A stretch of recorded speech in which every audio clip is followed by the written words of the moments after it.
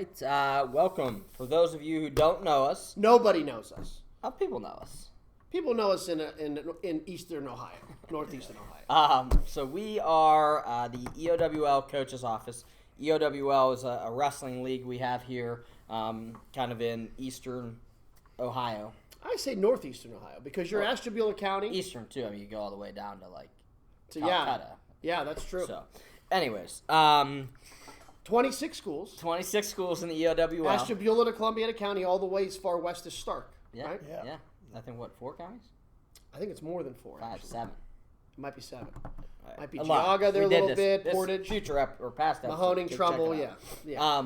So I'm Steve DeMilo. I'm a coach at Canfield. This is Dean Conley, Rich Donady. Hall of Famer Rich Donady. Hall of Famer. Dean is the president of the Ohio High School Coaches Association, and as well as a former coach, a former award winner, right? State Coach of the Year, National Coach of the Year. Hey, listen. Let's just talk about the girls, okay? So, the reason for us. so these guys are big wigs. I'm a nobody, but no, but tell them why we're doing this. so we're doing this. This is about the girls' state tournament, first inaugural year. Coach, I know you played a big part. I know a lot of other people did too, which we'll talk about. Yeah. But we kind of just wanted to recap what's coming up with the state tournament. Talk about it. Talk about, we're going to be broadcasting live, or not live, I'm sorry. We're going to be broadcasting the state tournament and then uploading it immediately after. Yeah, the finals. The finals. Not every round, yeah. Yeah. And I would also say this too. For those that don't know us, and there are many, we've been doing podcasts and matches on live TV and then just uploaded on our YouTube site for all 26 schools over the last couple of years. So we've been doing this kind of in our little sandbox. This is with my connection with the Coach Association. We thought this would be neat to cover and kind of as a maybe a little bit of how things came about. So I think that's why. Let's kick it off then, Coach. You're obviously the president of that association.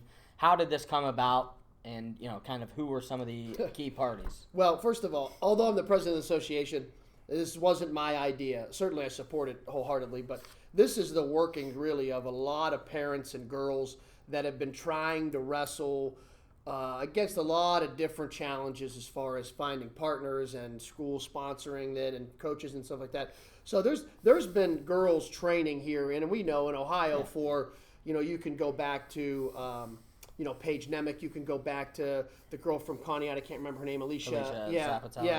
So we've seen girls in Northeast Ohio certainly be very competitive, but Ohio was really behind, and there was a group of people. And I tell you what, I point back to maybe a year and a half ago. I drove down to Marysville, and we met with a group of parents and kind of leaders in the girls wrestling community that had way more knowledge than we did. And Don DeSabato, who's the past president, so he was the president and I was his vice president a couple of years ago. This is really the driving force of Don DeSabato. He's the one that said, our girls deserve this, we have to do this, it's going to be a ton of work, but there's a lot of people that will help. And I was a little hesitant because when you say you're going to try to have a state tournament, I mean, it's a little overwhelming. And it's been overwhelming at times these last couple of weeks, but it's great work and we have a great team. But we had a meeting maybe 12 months ago, 16 months ago at Marysville. And I'm going to forget some people, and certainly I don't want to. Jeff Martin was there, Vanessa Oswalt was there, the Shore family was there. We saw Olivia last year at the Boys State Tournament, certainly. Sean Andrews was there, Don DeSabato was there. There was about 10 people in the room. And it was one of the neatest exchanges of ideas that I've been part of because all these people passionately say, this can happen, we can help you. And, we were kind of like the bridge between the OHSAA, which is what every girl wants, and I think that's going to happen in the future. But we need to build it a little bit. And so Dom and I, we talk almost daily now, and Sean and Mike and Troy, we got a good group. But that group of people really energized us. Right. You could see the passion in their eyes. They had slides, the poster boards, and they were so passionate about it. We had a great meeting. I don't know, it was about an hour long. And then we communicated kind of, via email. And we just started looking for a location and pitching things and what weight classes. And it was kind of neat to see the evolution of how it happened. And we stole some good ideas from other states. And frankly, Ohio was behind. We're behind. Yeah. There are some states that have, 1,000 girls wrestling. And as competitive as Ohio is, this thing's just the roof's gonna just go off this thing. It's gonna be great. So we got a couple little things up our sleeve we think that could make the tournament even better. But we're going to let people find that out as we go. We've been working on some things. We want to run a good tournament first. And we got Gary Kanega at Track Wrestling, and all that stuff's running through there. Dom has done a phenomenal job, and the people at Hilliard have done an incredible job. Really just saying, this is a groundbreaking event. We want to be part of it. Right. And you know how hard it is these days to get facilities and concession workers and people to work tables. Ray Anthony and the Ohio Official Association, phenomenal crew. And that was one of the things that we talked about. We want this tournament to have a state tournament feel. Right. Absolutely. And that is not a shot at officials that aren't state level officials, but our girls, if we're going to have a state tournament, we have to have state officials, and we want the backing of the OHSAA, and we want all of the groups to be involved. And it's been a really, really collaborative effort. It's been awesome. It's been a great experience. So state ranked officials. The whole crew state ranked. Ray Anthony chose officials from all over the state, so it's not just. I saw that. It was every kind of region. Every kind of region, somebody kind of from everywhere, and I think that's a great idea. And to be honest with you, these officials, and this needs to be said because we got a shortage of officials. We all know that. These guys are all volunteering their time. Now think about that. The only weekend they get off is this weekend, right. And they start back at sections. Just got done with state duels. We were down there for that.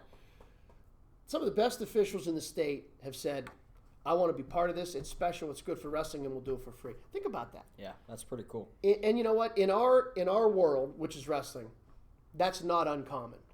But outside of wrestling, that kind of sacrifice and service I think, is not the norm. In our sport, we see it every day. Right. Guys, roll your sleeves up and let's just get things done. Girls, hey, whatever it takes. So I guess that's the background of it, how it kind of got moving. Does that make sense? Yeah. I mean, you talked about numbers a little bit, and obviously,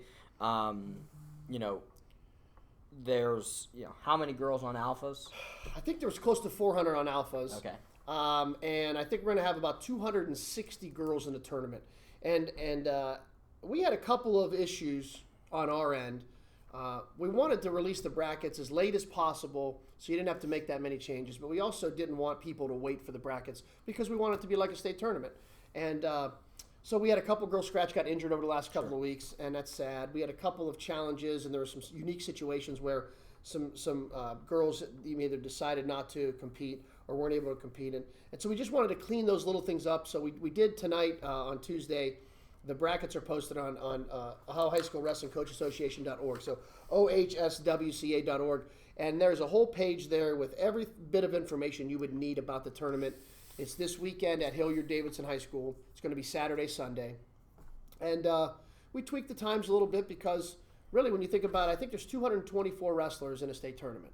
16, I think it's something like that. I think, and we're a little bit over that. So we tried to think about how we can condense things.